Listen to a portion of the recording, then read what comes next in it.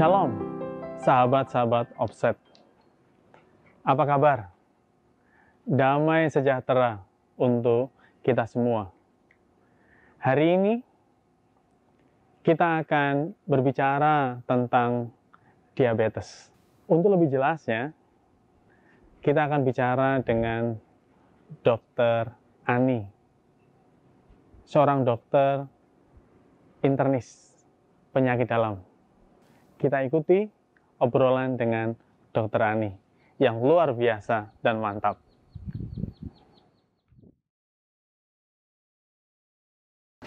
Selamat datang Dr. Ani di dalam obrolan sehat ini. Terima kasih Pastor Budi. Terima kasih dokter. Sahabat-sahabat Offset, kita akan bicara ngobrol dengan Dr. Ani.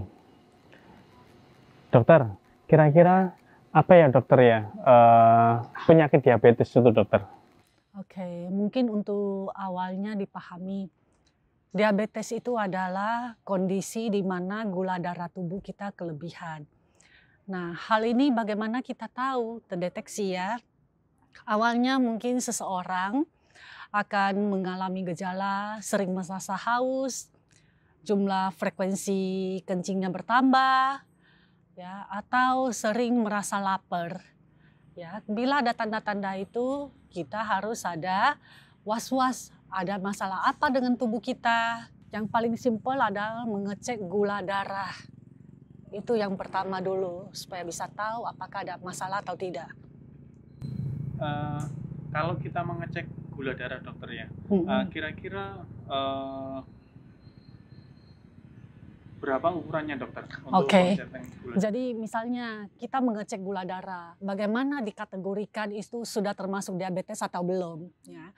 Nah, untuk yang paling tepat adalah kita mengeceknya bisa lewat 3 cara. Pertama ialah gula darah puasa dengan melakukan persiapan pemeriksaan. Ya, kita lakukan puasa selama 10 jam dari malam hari dengan istirahat total dan bagus. Pagi harinya kita bangun sebelum ada makan apapun, hanya boleh minum air putih, kita lakukan cek gula darah dan wajib gula darah yang diambil darah. Jadi bukan gula darah yang ujung jari yang lakukan di klinik atau apotek. Bila gula darahnya lebih dari 126 plus ada gejala klinis yang lainnya, maka bisa langsung dikatakan itu merupakan diagnosis diabetes. Atau misalnya yang kedua, tanpa persiapan, tiba-tiba saya ke dokter, ya saya hanya pengen konsultasi, tapi sewaktu konsultasi dokter melakukan pengecekan gula darah dan kebetulan gula darah saya di atas 200, ya, plus ada gejala sering haus, ya, sering pipis dan sering merasa lapar. Atau kebetulan memang keluarga saya ada yang diabetes, begitu juga bisa menegakkan diagnosis diabetes. Atau yang ketiga, ya, yang ini adalah cara yang paling tepat, yaitu melakukan pemeriksaan namanya HbA1c. Di mana kandungan HbA1c ini adalah gula darah selama pas 3 bulan. Apa yang kita makan, minum yang mengandung gula ini akan terdeposit dalam sel darah merah kita, sehingga nilainya konstan untuk 3 bulan. Ya, bila waktu melakukan pemeriksaan HbA1c ini sungguh simpel, tidak butuh puasa, tidak butuh persiapan. Dan bila kadarnya lebih dari 6,5% sudah bisa dinyatakan diabetes. Oh, jadi 6% itu 6,5% itu dinyatakan positif dok? Betul, sebab kalau dibandingkan dengan orang normal itu kadar HbA1c-nya hanya di bawah 5,7. Antara 5,7 sampai 6,4 ini adalah range pre-diabetes atau daerah menjelang diabetes.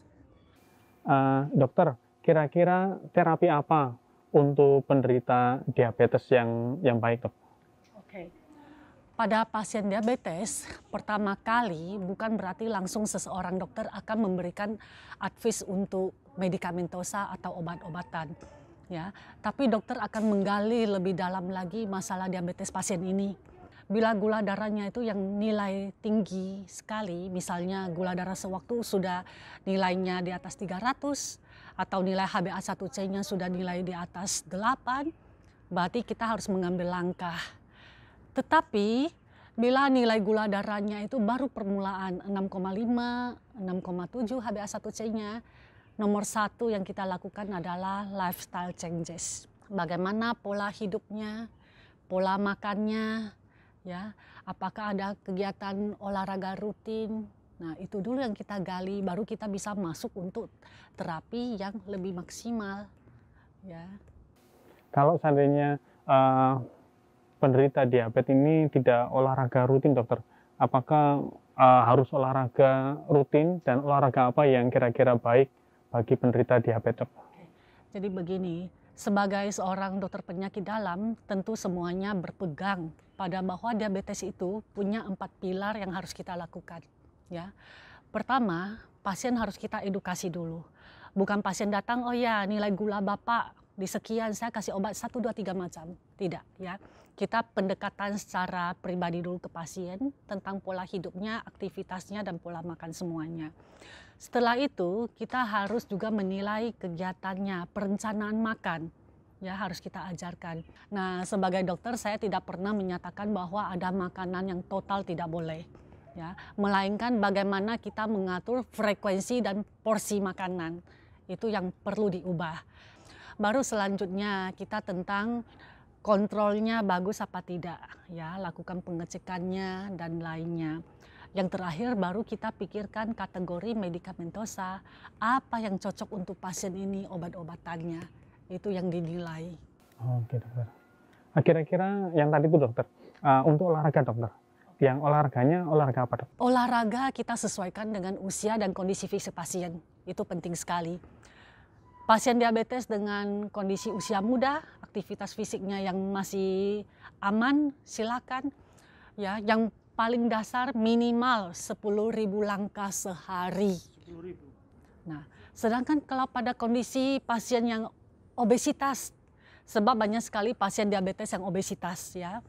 Pada pasien yang obesitas, saya tidak menyarankan untuk lari, melainkan olahraga yang aman untuk persendian, ya, seperti berenang. Kita mau olahraga tapi harus sesuai dengan kemampuan fisik kita. Ya, harus sesuai dengan kondisi apakah ada penyakit komorbid yang lain atau tidak. Dan yakinkan bahwa setiap kali olahraga itu keadaan kita lagi fit, bukan kondisi lagi mau demam, kondisi lagi seharian tidak makan, itu tidak aman. Untuk penyakit diabetes ini, dokter, ya, apakah penyakit diabetes ini bisa menyerang semua usia, dalam arti usia anak-anak sampai yang tua sekaligus, dokter? Oke. Mungkin kalau ini lebih masuk lagi ke kategori jenis-jenis diabetes, karena masing-masing jenis diabetes itu punya populasi yang berbeda, ya. Contohnya diabetes tipe 1. Ini adalah kondisi penyakit diabetes yang total pankreas di dalam tubuhnya itu rusak. Sehingga pasien rata-rata terjadinya pada usia dini, arti kata anak-anak. Ya, sehingga pada pasien yang ini bukan lagi kita mulai dengan lifestyle changes, tetapi langsung masuk terapi insulin. Karena pasien memang butuh terapi insulin. Kedua, diabetes tipe 2. Ini yang sering diderita oleh semua pasien. Variasinya antara umur dewasa, dikatakan 18 tahun ke atas sampai usia tua bisa. Pada kondisi pasien diabetes tipe 2, bukan karena total pankreasnya rusak, melainkan insulin tubuh tidak bekerja dengan baik akibat metabolic syndrome biasanya, ya. Sehingga setelah terdiagnosa, di sini kita mulai harus mengubah gaya hidup yang tadi, ya, mengatur pola makan, edukasi, baru masuk pengobatan. Kemudian ada tipe lagi yang lain, diabetes pada kehamilan, dan ini hanya terjadi pada ibu hamil. Apakah di kehamilan trimester pertama, kedua, atau ketiga, semuanya bisa, ya.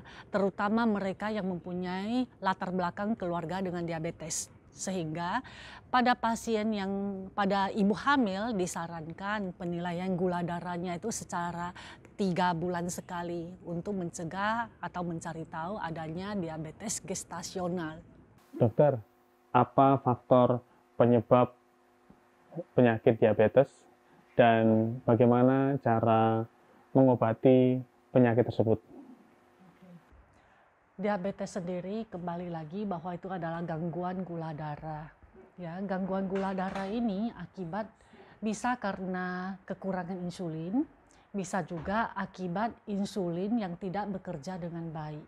Ya, jadi dari situ nanti kita akan memilih obat apa saja yang menjadi terapi diabetes. Bagaimana pengobatan untuk penyakit diabetes, dokter? Pengobatan penyakit diabetes ini kita kembali dengan tipe apa diabetes itu, ya. Pada pasien diabetes tipe 1 tidak ada pilihan lain, wajib memakai insulin, ya. Nah, insulin ini kadang masyarakat menganggap itu sesuatu penyakit sudah berat, padahal insulin adalah kebutuhan dasar kita untuk mengantar gula masuk ke dalam sel. Sedangkan pada diabetes gestasional, saya meloncat ke diabetes tipe 2 ya. Karena diabetes gestasional juga pilihannya hanya dengan insulin. Sebab pada wanita hamil tidak ada sampai saat ini tidak ada satupun obat minum yang secara penelitian aman, ya, kecuali insulin. Kemudian kita ke diabetes tipe 2. Pada diabetes tipe 2 ini pengobatannya sangat luas pilihannya, ya.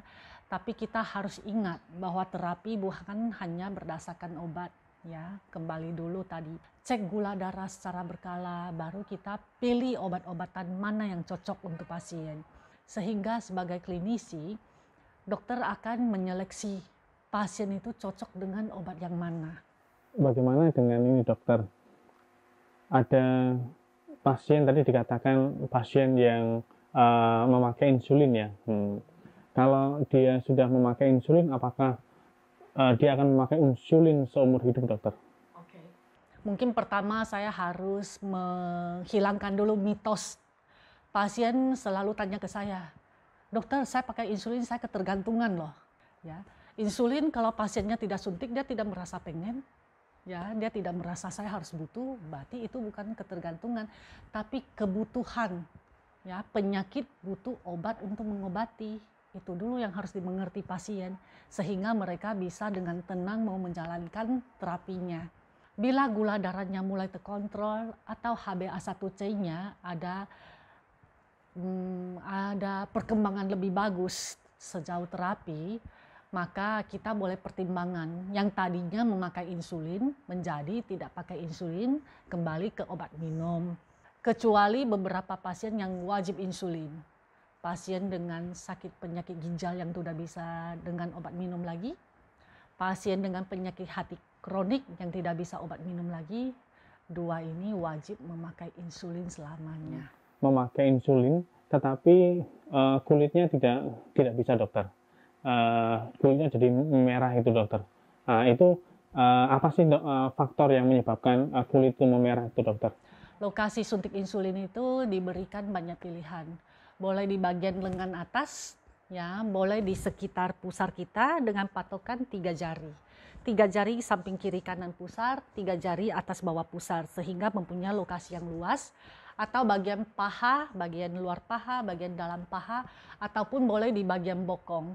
Ya, nah kita tentu memilih lokasi kulit yang aman, yang tidak ada tanda-tanda infeksi, tidak ada tanda-tanda gatal-gatal atau kemerahan. Pada pasien yang alergi insulin sebenarnya ini kasus sangat jarang. Sejauh pasien saya hanya pernah ketemu 3 kasus yang alergi insulin. Ya, dan tidak pernah ada yang sampai terinfeksi akibat insulin terus menjadi bisul atau lainnya, tidak pernah. Di masyarakat juga berkembang ada, oh ini tipe basah, ini tipe kering. Kalau basah penderita diabetes, kalau luka menjadi tidak tersembuhkan. Itu kira-kira bagaimana dokter memahami itu? Oke, itu kembali lagi mitos ya. Sebab secara kedokteran tidak ada diabetes yang gula basah, gula kering. Ya.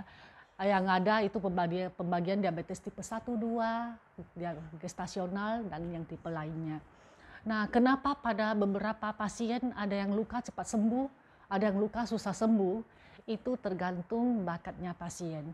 Pasien dengan walaupun gulanya tidak terkontrol, tapi dia tipe kulitnya yang bagus, sehingga walaupun ada luka-luka apapun, cepat kering dan sembuh.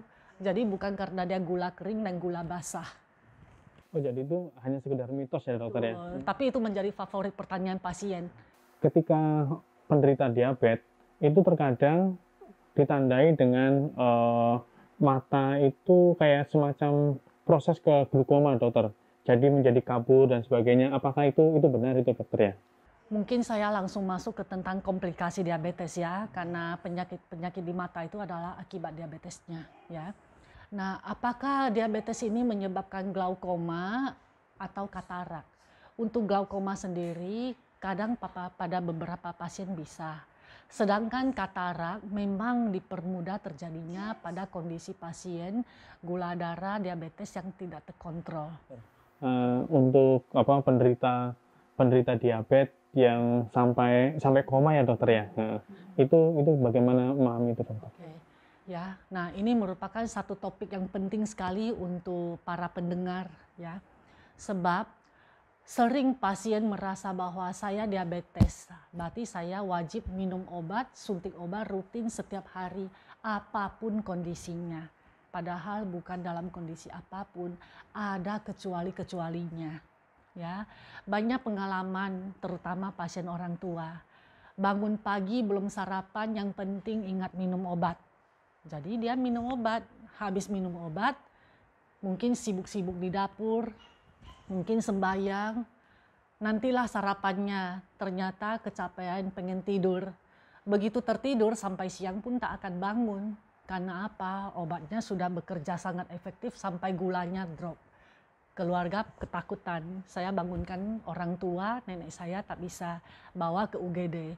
Begitu dicek rata-rata gula itu di bawah 50. Kadang datang gula darah cuma 20, 24. Dan itu adalah kondisi rawat ICU. Kalau penderita diabetes itu hipoglikemi dokter, terus kemudian dia makan gula-gula dokter, apakah itu bisa membantu penderita diabetes menaikkan gula darah dokter? Pada pasien yang jeli menilai kondisi fisik, dia tahu saya mulai hipoglikemi, tangan kaki saya mulai kebas-kebas, saya kok agak keringat dingin, merasa gemetaran atau lapar.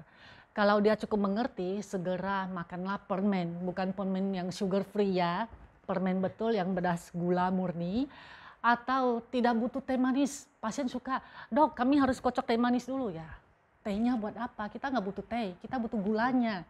Jadi lakukanlah langsung 3 sendok gula pasir, air hangat, kocok. Nggak usah air banyak, karena yang kita butuh adalah kandungan gulanya.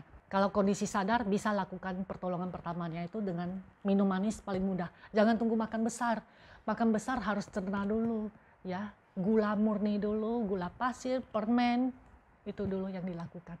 Kapan penderita DM itu tahu bahwa DM-nya itu sudah terkontrol atau belum dokter? Nah, ini harus kembali ke penderita diabetesnya ya. Penderita diabetes yang aware dengan kesehatan sendiri, dia akan melakukan kontrol yang rutin. Kontrol rutin ini membantu untuk mengetahui diabetesnya itu di kriteria terkontrol atau tidak. Atau misalnya untuk menilai apakah sudah terjadi komplikasi atau tidak. Ya. Untuk kontrol yang terbaik saat ini adalah penggunaan kriteria parameternya HbA1c. Tapi kalau pasien muda kita wajib perketat.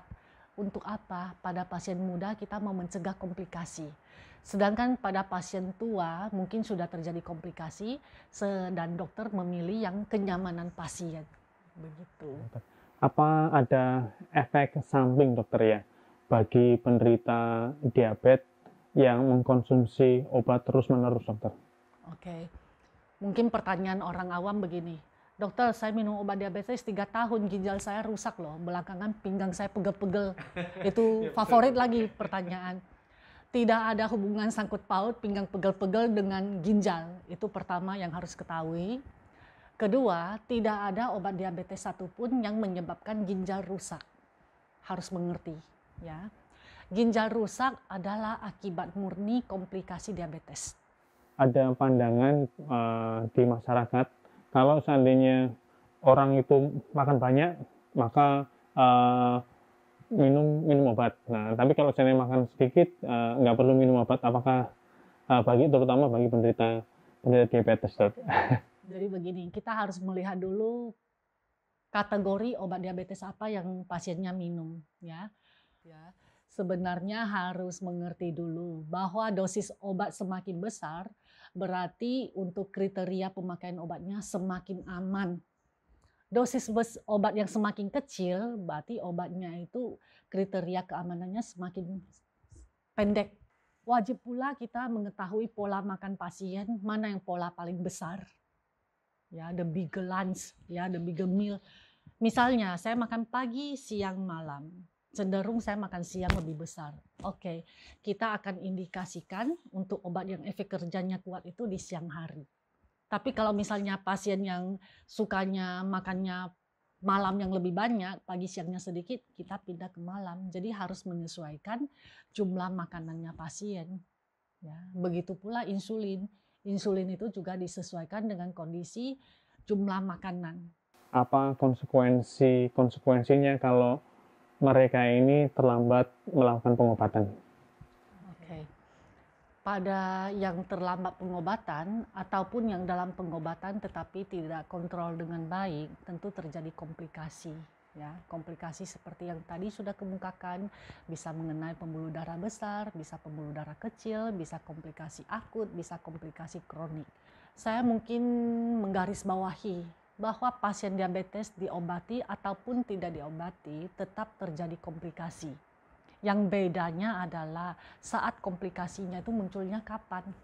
Tidak pernah ada satu obat pun yang bisa meniadakan komplikasi, tapi memperlambat terjadinya. Apakah penyakit diabetes itu bisa dikatakan sebagai ibu dari segala macam penyakit ya dokter? Oke. Kalau untuk term kalimat ibu segala penyakit tidak. Tapi kalau misalnya diabetes sebagai penyebab komplikasi ke penyakit lain yang paling sering, iya. Sebab apa? Diabetes ini jauh lebih jahat daripada darah tinggi, daripada sekedar kolesterol. Diabetes ini mengenai semua organ. Berkaitan dengan penderita diabetes, mereka ada yang dianjurkan untuk cuci darah ya.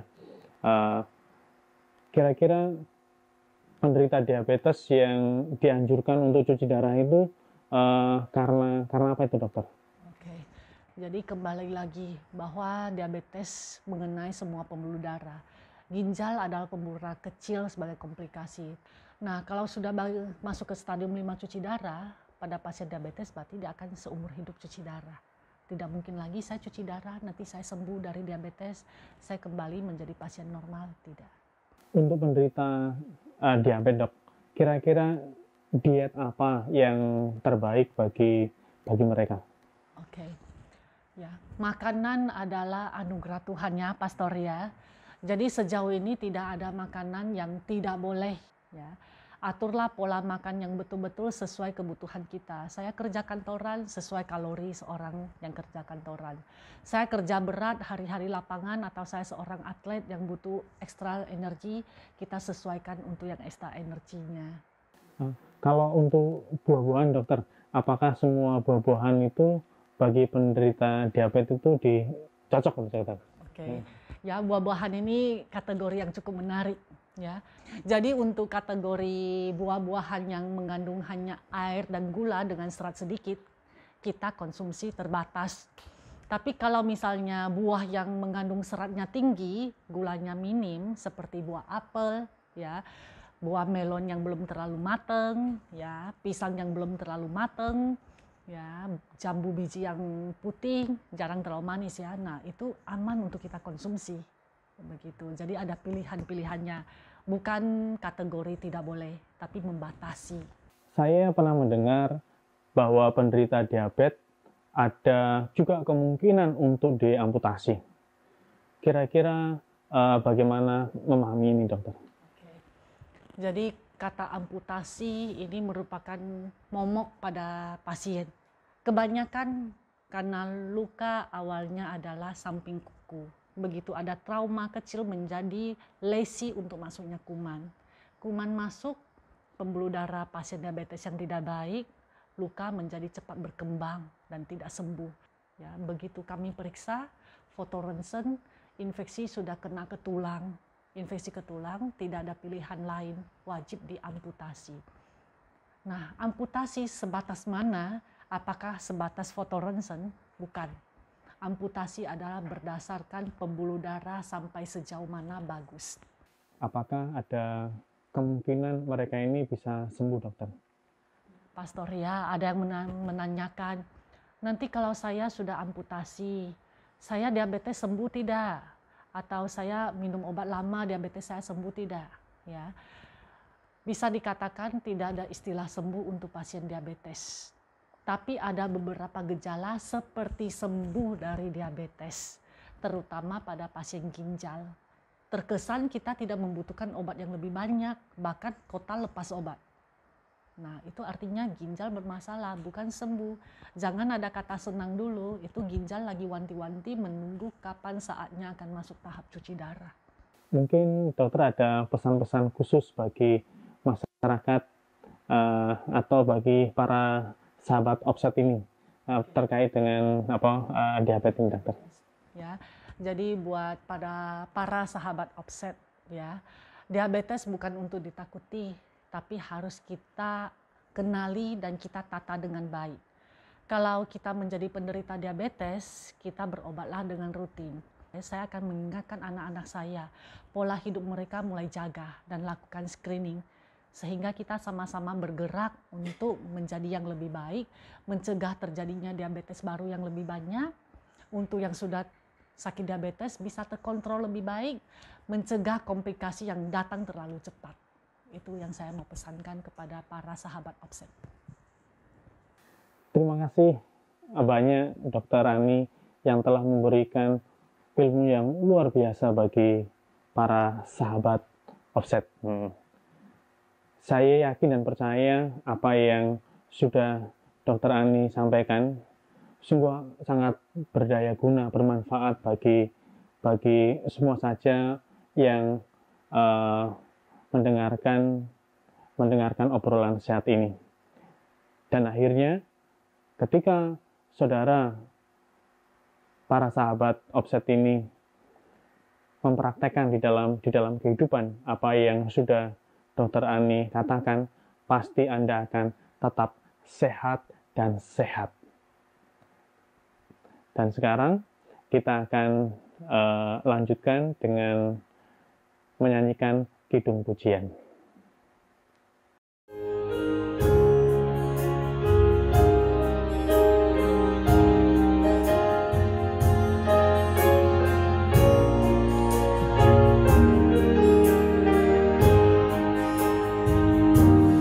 Ku yakin saat kau berfirman,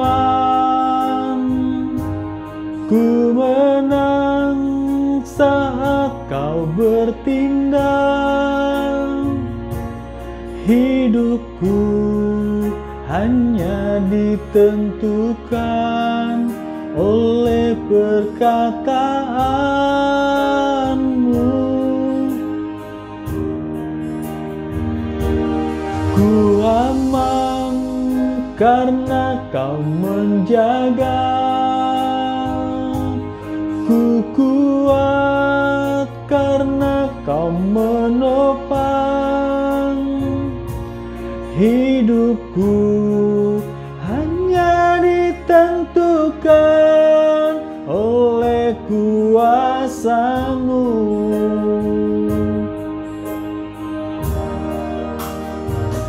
Bagi Tuhan tak ada yang mustahil. Bagi Tuhan tak ada yang tak mungkin. Mujizatnya disediakan bagiku. Ku diangkat dan dipulihkannya.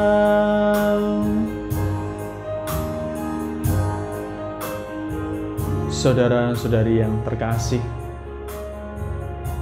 saat ini Tuhan hadir di antara kita. Tuhan ingin memulihkan kita, memberikan harapan baru, kekuatan baru, bagi mereka yang saat ini menderita, bagi mereka yang saat ini sedang letih lesu, lemah tak berdaya di pembaringan. Tuhan memberikan kuasa-Nya dan Ia akan memulihkan kembali saudara-saudari kita agar ia boleh kembali sehat seperti sedia kala, melanjutkan perjuangan hidup bersama dengan keluarga, sahabat, kenalan, dan siapa saja yang ia jumpai di dalam kehidupan ini.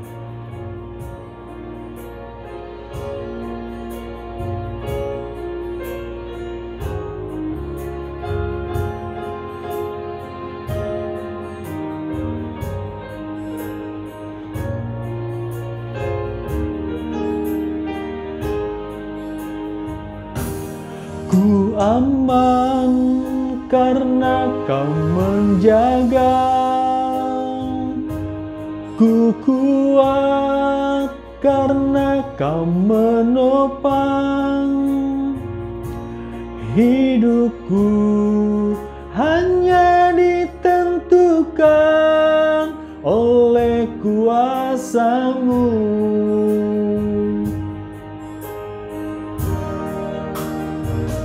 Bagi Tuhan tak ada yang mustahil, bagi Tuhan tak ada yang tak mungkin. Mujizat-Nya disediakan bagiku, ku diangkat dan dipulihkannya. Bagi Tuhan tak ada yang mustahil, bagi Tuhan tak ada yang tak mungkin.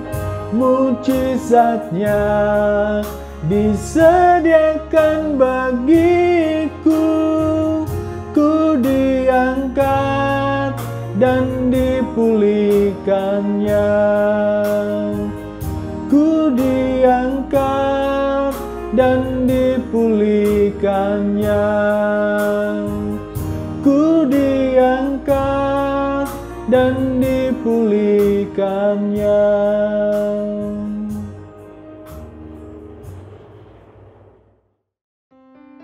Sahabat Offset yang setia, hari ini di dalam Offset yang baru saja kita dengarkan bersama dengan Dr. Ani, kembali kita diteguhkan oleh sabda Tuhan dari kitab Yeremia bab 13.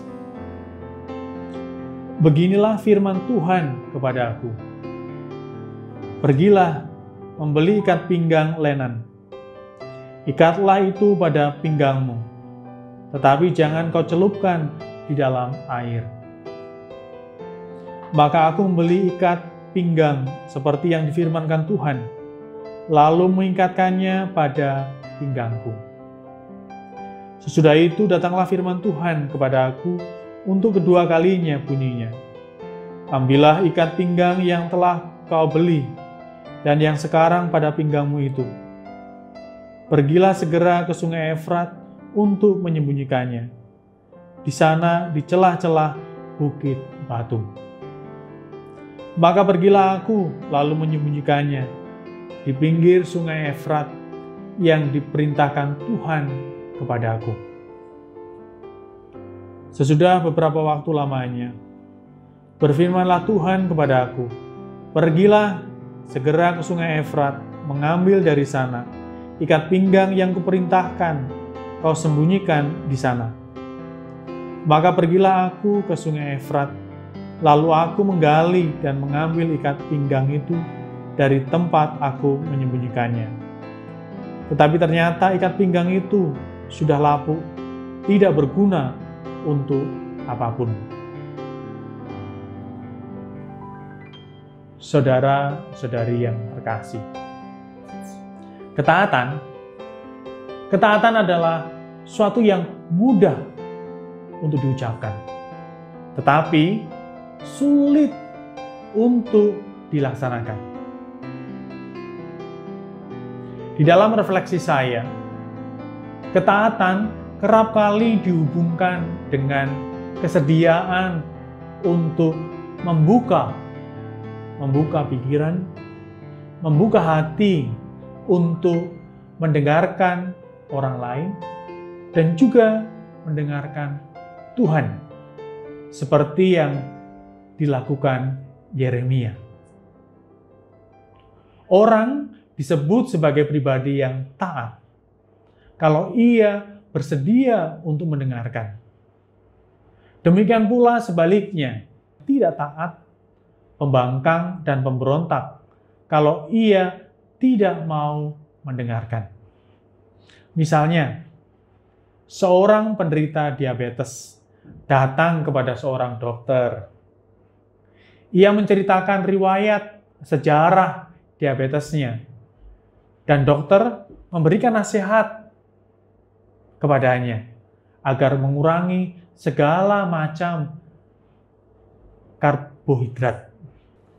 Jika pasien itu adalah pribadi yang taat, ia akan mendengarkan nasihat dokter dan akan melaksanakan apa yang ia dengarkan.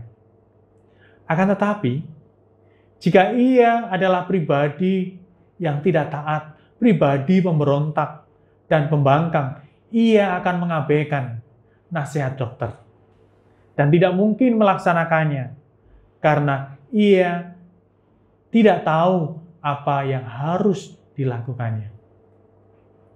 Contoh lain, seorang murid yang mendapatkan PR, pekerjaan rumah dari Bapak Ibu guru. Sebagai seorang murid yang taat, ia akan mendengarkan segala yang diajarkan oleh Bapak Ibu guru. Ia tahu PR yang harus dikerjakannya, dan ia akan melaksanakannya.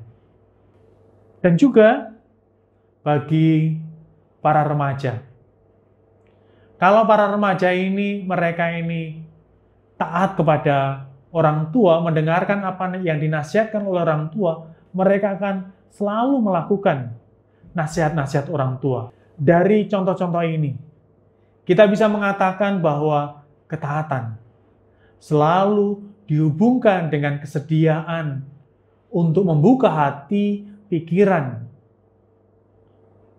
dalam mendengarkan. Dari kitab Yeremia yang baru saja kita dengarkan, kita mendapat gambaran akan pribadi Yeremia di hadapan Allah. Yeremia yang selalu taat kepada Allah, karena ia mendengarkan dengan penuh perhatian apa yang dikatakan Allah. Yeremia adalah pribadi yang taat kepada Allah. Ketaatannya bukan hanya dalam kata-kata belaka, tetapi dalam tindakan konkret. Kita tahu dari kisah tadi, sampai 3 kali Yeremia melakukan dengan setia apa yang dikatakan oleh Allah. Bagaimana dengan kita? Kalau Allah berkata kepada kita sekali, apakah kita juga akan melakukannya? Yeremia taat kepada Allah karena ia mendengarkan apa yang dikatakan Allah di dalam hidupnya. Dalam Offset dengan Dr. Ani yang baru saja kita dengarkan tadi, ada banyak orang yang sedang sakit dan diberikan nasihat, diberikan anjuran oleh para dokter. Saya berharap bagi semua saja yang sakit, mari kita dengarkan nasihat, anjuran dokter, dan melaksanakannya. Karena itu demi untuk kesehatan kita masing-masing. Saya yakin dan percaya Dan juga saya akan berdoa bagi Anda yang sakit, agar memperoleh kesembuhan, pemulihan, lahir dan batin, sehingga dapat melanjutkan karya demi kemuliaan Tuhan. Saudara-saudariku, ingatlah, ketaatan menyembuhkan Anda. Tuhan memberkati. Mari, saudara-saudari yang terkasih, kita hening sejenak. Kita undang Tuhan untuk hadir, melawat kita. Dalam nama Bapa dan Putra dan Roh Kudus. Amin. Bapa yang Maha Baik, puji dan syukur kami haturkan kepadamu atas segala berkat dan rahmat yang senantiasa Engkau limpahkan kepada kami, anak-anak-Mu. Pada kesempatan yang penuh rahmat ini, kami mau berdoa bagi saudara-saudari kami yang saat ini sedang berbaring sakit, baik di rumah sakit maupun juga di rumah mereka masing-masing.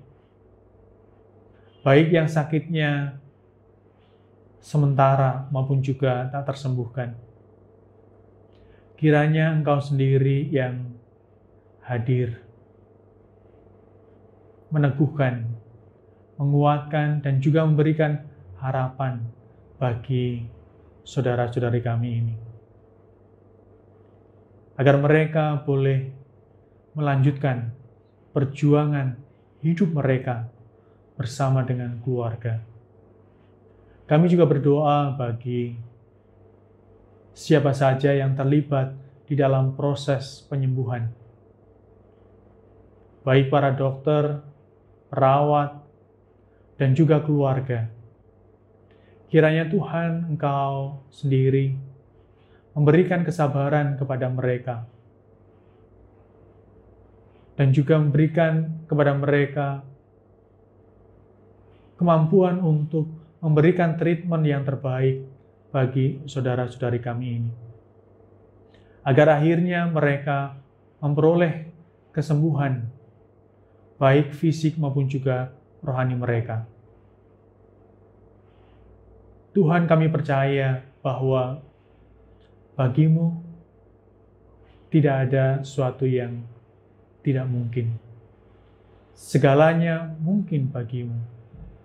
Sudilah kiranya Engkau lewat Yesus, Sang Penyembuh ilahi, yang mampu menyembuhkan baik fisik maupun juga rohani, memulihkan dan menyembuhkan saudara-saudari kami yang menderita ini. Doa ini Tuhan kami aturkan padamu dengan perantaraan Kristus Tuhan kami yang bersatu dengan dikau Roh Kudus, Allah sepanjang segala masa. Semoga lewat hamba-Mu yang berdosa ini, Tuhan memberkati dan menyembuhkanmu dalam nama Bapa dan Putra dan Roh Kudus. Amin. Sahabat-sahabat Offset yang setia, demikianlah Offset kita pada hari ini bersama dengan Dr. Ani.